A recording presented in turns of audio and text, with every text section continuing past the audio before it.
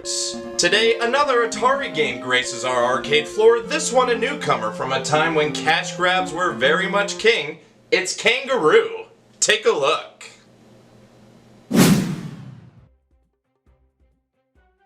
Note to self, if you ever find yourself stuck with some stubborn monkeys, you better hope you're in Australia where a certain animal is known for their boxing skills.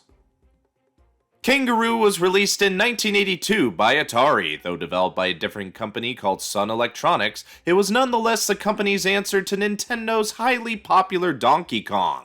So it's got a lot to live up to. Let's see if it puts up a fair fight.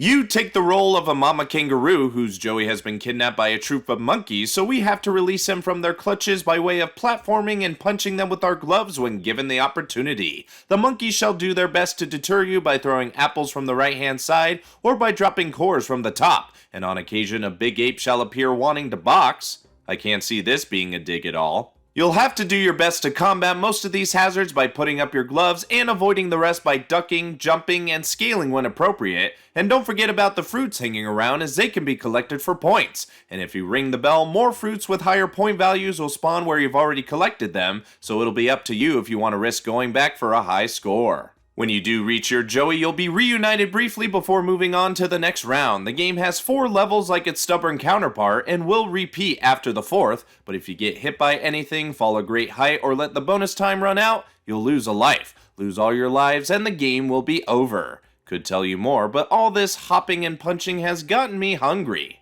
I need a bite of that fruit.